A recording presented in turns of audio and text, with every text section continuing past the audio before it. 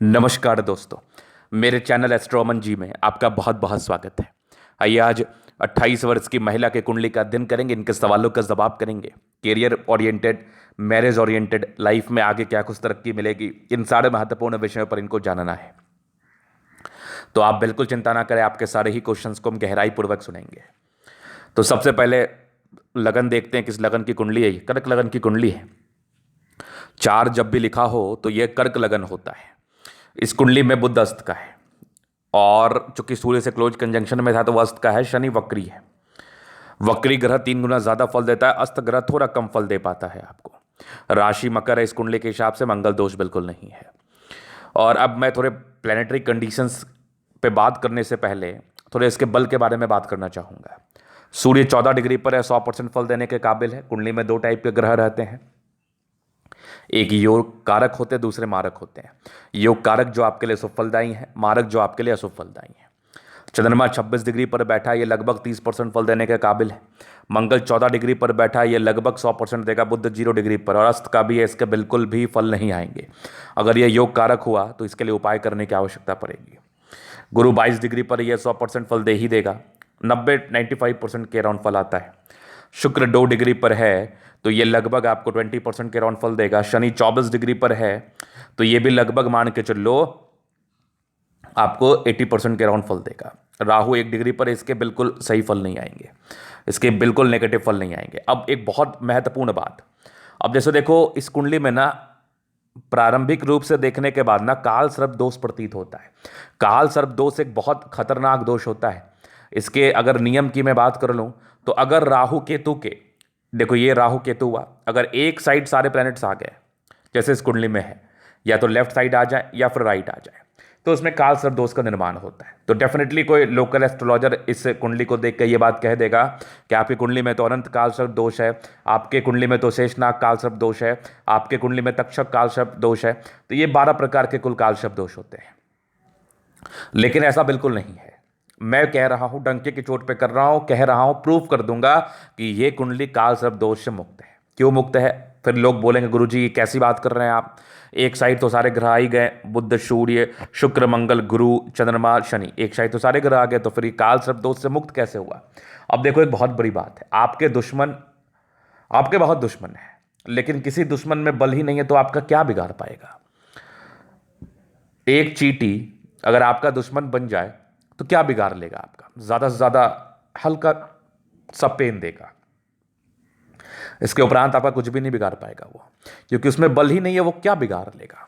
तो राहु और केतु, इसमें बल ही नहीं है, 1 डिग्री पर बैठा है, 5%। वही वाली बात है कि हाथी के सामने चींटी वाला एहसास। तो अगर आपके पैर में कभी चींटी काटेगा तो आपको 1-8 मिनट का दर्द होगा, फिर वो आप नॉर्मल हो जाएंगे। किसी व्यक्ति को होगा, किसी को नहीं होगा। तो राहु केतु आपका कुछ भी नहीं बिगाड़ पाएगा, क्योंकि ये बलहीन है।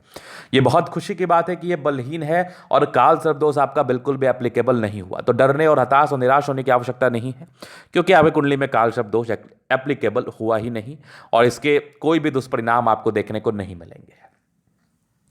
अब लगन भविष्यवाणी कर लेते हैं। कर्क लगन की कुंडली है। ऐसे व्यक्ति कफ, अपच, गैस, पेट, लीवर, आंतों की समस्याओं से प्रभावित रहते हैं, लेकिन ये जनरल बातें हैं, ये कोई आपके विषय में बात नहीं है। ये लगन वाले व्यक्ति को इन सब प्रकार की समस्या रहती है, और देखा जाए तो 12 ही लगन वाले व्यक्ति को कोई ना कोई इन सब प्रकार की समस्या रहती है। तो इसको लेकर इतना कंसिडर भी नहीं करना, दिमाग में भी नहीं रखना, ये बहुत जनरल बात है। अब हम बात करेंगे आपके विषय में। सूर्य पर विचार करते हैं, वो कहाँ है? 7 लिखा हुआ तुला राशि में, सूर्य नीच राशि है। ये एक थोड़ी विडंबना हो गई। सूर्य दूसरे घर का स्वामी है, चौथे घर में बैठा है, तो धन भाव का स्वामी होके गाड़ी मकान वाहन के क्षेत्र में जाकर बैठना एक अच्छी अवस्था है। नीच का है लेकिन बलहीन नहीं है, याद रखना मेरी बात। नीचता का अर्थ बलहीनता नहीं होता। अगर कोई प्लैनेट नीच का हो गया तो ऐसा बिल्कुल जरूरी नहीं है कि वो आपको फल नहीं देगा, वो आपको फल देगा, लेकिन कुछ नीचता वाला एहसास भी दिलाएगा। अब जैसे सूर्य चौथे भाव में बैठ के कैरियर के स्थान को देख रहा है, तो कैरियर बड़ा लेट से शुरू होता है इन लोगों का, पहला चीज। दूसरा, बहुत जल्दी बहुत बड़ी ख्याति नहीं मिलती। सूर्य रेखा का हाथ में अभाव भी आपको दिखेगा। सूर्य को रोजाना जल देना पड़ेगा आपको। और नीचता क्या लाएगा? सूर्य की युति हो गई राहु के साथ, चूंकि राहु बहुत पावरफुल नहीं है तो इसके रिगार्डिंग कोई साइड इफेक्ट नहीं आएंगे, नहीं तो कोई ग्रहण दोष बन जाता। लेकिन अब सूर्य नीच का हो गया तो अब थोड़ा सा यहां पर ना जातक को दिक्कत करा देता है। क्या दिक्कत कराएगा? कैरियर ओरिएंटेड में। गाड़ी मकान वाहन के सुख में थोड़ी कमी कराएगा, लिटिगेटेड प्रॉपर्टी का योग बना देगा।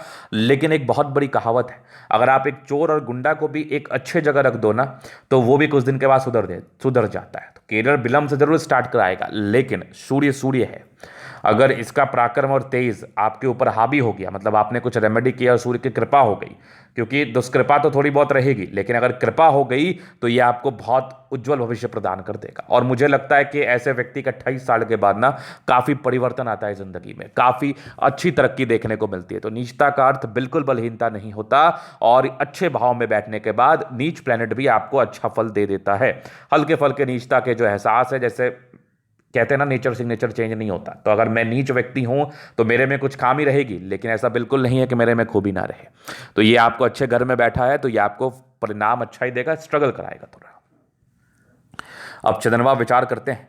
चंद्रमा इनका मकर राशि में बैठा है, समांतर राशि में, पहले घर का स्वामी 7वें घर में, बस हो गई बहुत बड़ी बात। अब चंद्रमा लग्नेश है, पहले घर का स्वामी है, ईमानदारी आप में है, खूबसूरती आप में होगी, संस्कार आप में अच्छा होगा। चंद्रमा विदेशी धरती से जुड़ा हुआ ग्रह है। चंद्रमा प्रबल हो तो जातक की विदेशी यात्राएं, विदेशी धरती से धन लाभ होती हैं, तो ऐसे व्यक्ति की शादी विदेश में होती है, एकदम डेफिनेट है। ऐसे व्यक्ति की शादी विदेश में रहने वाले व्यक्ति से होती है, या इंडिया से वो व्यक्ति विदेश चला जाए, या वो प्रॉपर विदेश हो, ऐसे व्यक्ति विदेश जाते ही जाते हैं। शादी के बाद विदेश जाने के योग बनते ही बनते हैं, डेफिनेट है, बनते हैं। तो चंद्रमा ने तो कर दिया कमाल, आपकी जिंदगी में बहुत बड़ा परिवर्तन लाएगा ये। अब हम मंगल पर विचार करेंगे। मंगल यहाँ पर 8 लिखा हुआ है, वृश्चिक राशि में है, अपने ही राशि में, क्या बात है, 10वें 5वें घर का स्वामी है, कैरियर के हाउस का स्वामी है, और पुत्र कारक स्थान का स्वामी, पढ़ाई लिखाई कारक स्थान का स्वामी होके 5वें घर में बैठा है। तो ये इंडिकेट कर रहा है कि ऐसे व्यक्ति का कैरियर बहुत ब्राइट और बहुत खूबसूरत होता है, पढ़ाई लिखाई से जुड़े हुए क्षेत्रों में होता है, ज्ञान से जुड़े हुए क्षेत्रों में होता है। तो मंगल आपका वाकई जबरदस्त है। अब मंगल के लिए आप एक मूंगा धारण कर लो, मूंगा आपके लिए काफी ज्यादा लाभकारी रहेगा।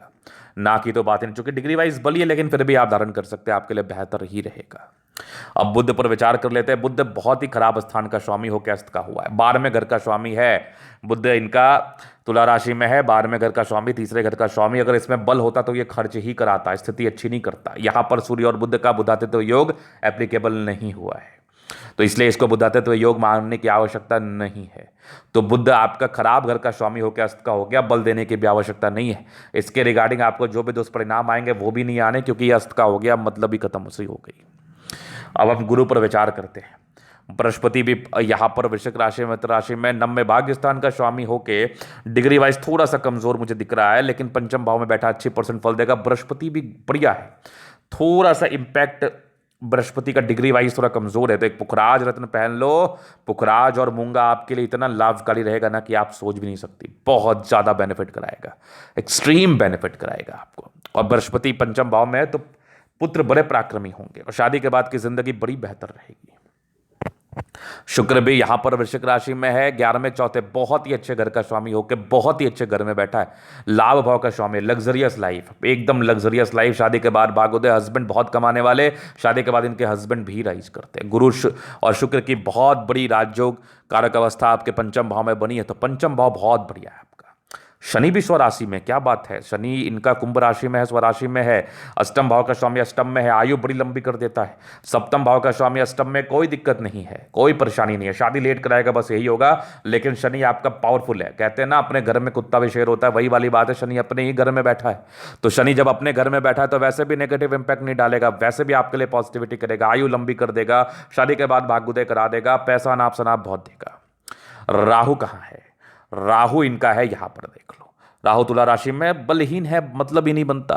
केतु इनका है मेष राशि में, मतलब ही नहीं बनता, बलहीन है, कोई खास नेगेटिव इंपैक्ट आपकी जिंदगी पर इसके रिगार्डिंग नहीं पड़ने हैं। अब मैं अगर आपके ये दशा की बात कर लूं, तो अभी आपका चल रहा है, मैं आपको दिखाऊं थोड़ा।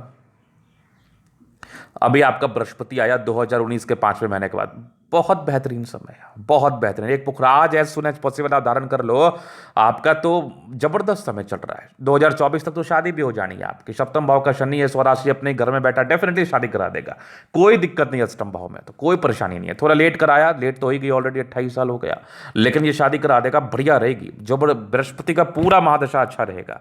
केतु राहु में बल ही नहीं है, नेगेटिव इंपैक्ट तो वैसे कुछ पड़ने नहीं है। बृहस्पति में बल है, पुखराज और आप पहन लेंगी, होगी तो आपके लिए और ज़बरदस्त रहेगा। तो ज़िंदगी बहुत ज़बरदस्त है, महादशा बहुत कमाल है आपका। तो ये था इनके कुंडली का पूर्णतः विश्लेषण। अगर आपको हमारा ये वीडियो पसंद है, लाइक कर दे, कमेंट कर दे, सब्सक्राइब कर दे। व्यक्तिगत रूप से मैसेज हस्त रेखा या कुंडली दिखाना चाहते हैं, हमारा व्हाट्सअप नंबर डिस्क्रिप्शन में मिल जाएगा, लेके आप संपर्क कर सकते हैं। धन्यवाद।